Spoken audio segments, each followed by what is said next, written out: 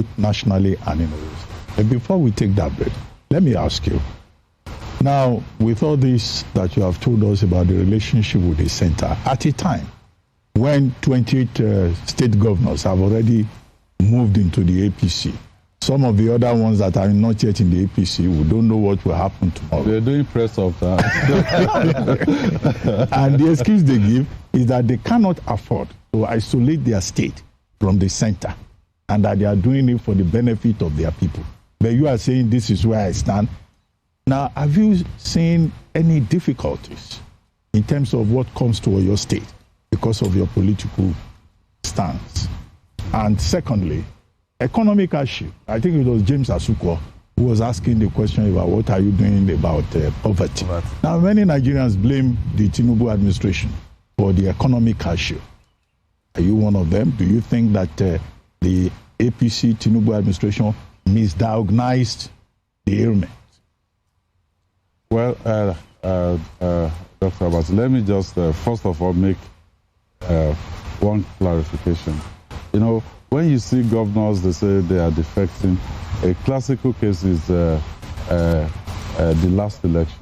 Governor of Delta State, I mean, he was the vice presidential candidate of PDP, you know, a sitting governor of Delta State.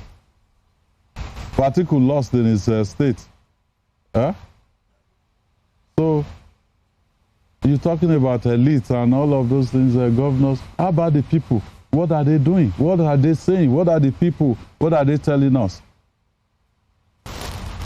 So, I'm not bothered. I will still continue to say that. Now, let's deal with the issue that you've raised. What's my relationship with the center, and do I feel any impact? Well, I believe the center right now, they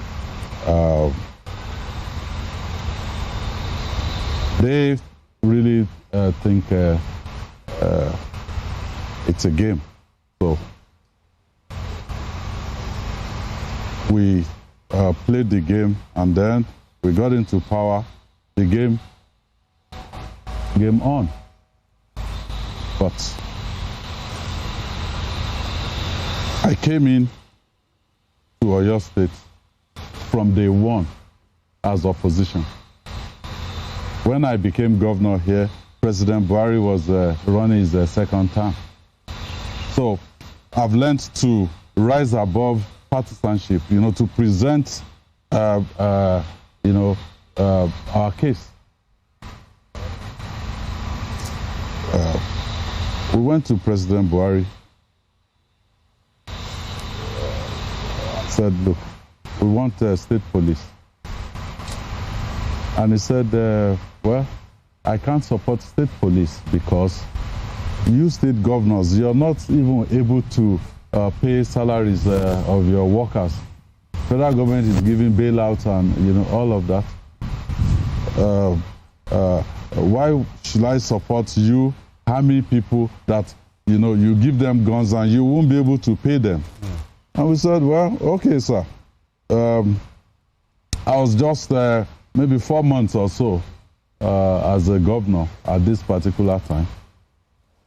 But from day one, when I came into office, we've always paid salaries on the 25th of every month. This is the 7th year running, and every year we pay 13th month salary. So we've gotten that template right in Oyo State. In the beginning, they said, okay, let's see them. We were there before. He won't be able to sustain it for more than a year. But we've sustained it for going to 7 years now. So if you now take our action after, you know, the president's position, we said, okay, we can't have state police, but we can have Amotekun. So we came together as governors in the Southwest, and we launched Amotekun, which was midway between, the state police that we're asking for and providing security for our people. So sometimes you won't get what you want. Like the airport in Ibadan, I gave to the president, please, let us upgrade this. These are the things that we want to do. And he said, approved at no cost to the federal government. And I said, thank you, sir. You know, at least the approval means something to us. We can go out there and do the work. And we were grateful and thankful to him. But we went around looking for money, you know, to fix the airport because it is important to Oyo State economy. Same for federal roads. So, look, give us approval, even if you're not paying. Governor Fashola was the minister for works at that time. I went to him. It took me 2 years to get approval to fix Oyo to Iseyin. We fixed it because it was passing through our agricultural belt. People of Oyo State, they don't care. If the road is local government, is state government, is federal government, just even if it's community road, fix the road, let them go about their economic activities. So I'm not bothered about, will I cry that, because I'm in the opposition, I will engage with them on the basis of, look, do what is right for our people. At least you have voters in this state and people that are APC as well. Even if you're not doing it for Seyi Makinde or this administration, do it because of your own people as well.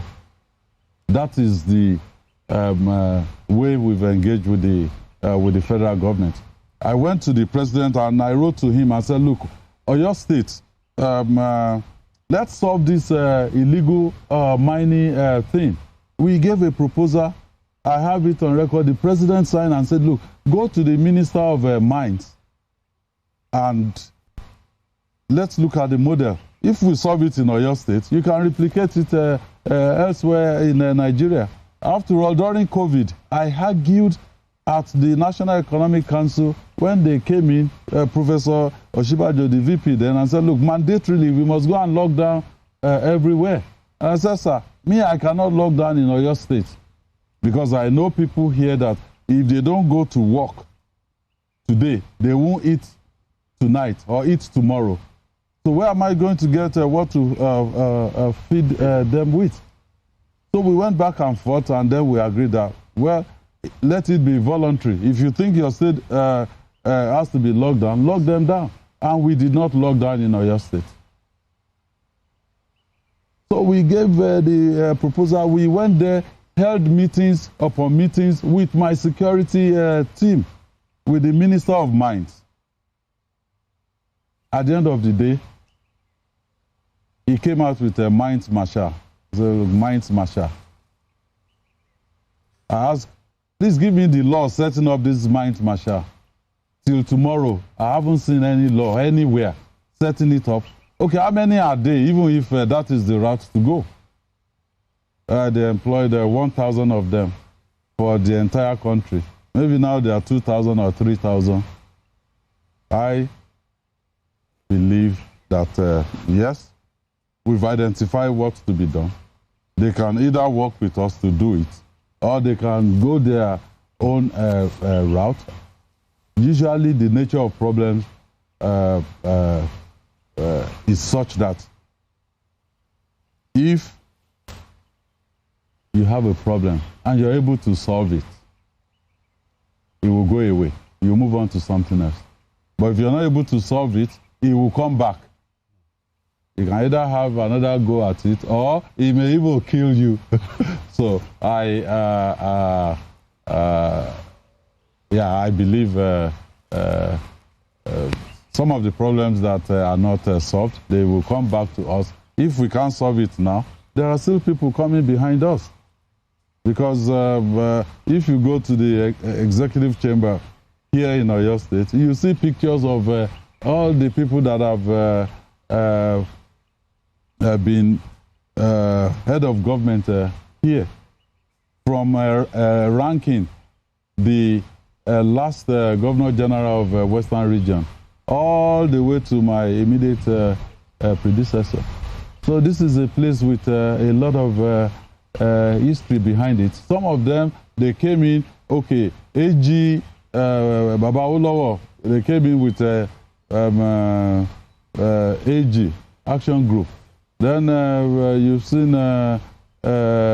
UPN, you've seen MPN, you've seen SDP, you've seen PDP, you've seen AD, you've seen AC, ACN, APC, and then PDP.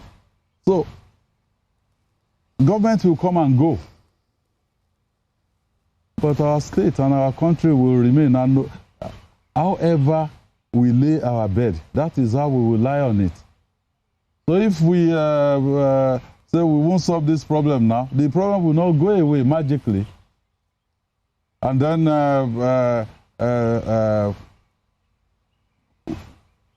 I think the bottom line is we can do more, we can do better for the people of Nigeria. And when I was campaigning here in Oyo State, I challenge anybody, if you see a video or anything where I said to the people of Oyo State that, oh, this government, they haven't done this, you know, because of that, don't vote for them. No. We came out with a roadmap for accelerated development of Oyo State, 2019 to 2023. And we listed those things that we were going to do. And we said, look, this is what we want to do. Vote for us on the basis of this. And then if at the end of the day, we're not able to achieve that, it's in black and white, then don't give us another opportunity to serve you. Well, His Excellency already talked about security. I'm a Tekun State Police. You just take it from there. Do we take a break now? Not yet. Okay. Well, I think naturally security has been one of the biggest stories in the country. And I wonder what your take is on how the government is approaching this with the whole withdrawing police from VIPs. I imagine you've been affected as well. Maybe you had some of them caught from your entourage. Also the designation, the recent designations, the way the government is handling banditry, the kidnappings and all of that. I wonder if you are sort of removed from it because Oyo State isn't feeling the brunt as much, or it's something that worries you and you think this government can do better. Well, we have been extremely lucky here. We've had, you know, service commanders that they see their posting here, you know, like they've been posted to their actual state of origin. So they step up to the plate. We've had the GOC, the garrison commander. They've all been very supportive. I mean, maybe today or tomorrow, they will have finished the clearance operation within the Old Oyo National Park, you know. And of course, Amatekun, I mean, is one institution that we created that Oyo State cannot do without right now. If you go around and say and ask people, should we scrap Amatekun? You know, they will say no. They have been, you know, cooperating and working with the federal agencies, you know, and that has kept Oyo State safe and secure, you know. I'll use this opportunity to once again say thank you to our service commanders and everyone that has, you know, supported the state. Because quite frankly, you want to build schools, you want to engage in economic activities, you can only do that if your environment is safe and secure. However, the approach of the federal government, I think they should have a rethink. And I'm not saying this because I'm in the opposition, you know, or I saw an AI-generated picture of only me holding the PDP Governors Forum meeting in the southern part of the country. So I'm not saying this because of that. I'm saying this because I really want them to genuinely look into their strategy. One is say, go ahead and employ 30,000 policemen. Go ahead and employ this much army and all of that. Is that our problem? What do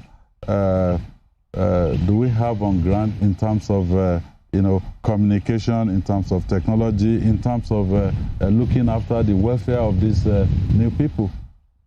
When we were agitating for state police, they came up and said, well, it's the same as a community policing. They employ these supernumeraries and all of that. Since they've been employed, they've not been paid. They can challenge me, at least the ones in Oyo State. I know, if not in other states. So, it has to be that synergy between, the federal government, the state, and the local government. And nobody should be proud, among those tiers of government.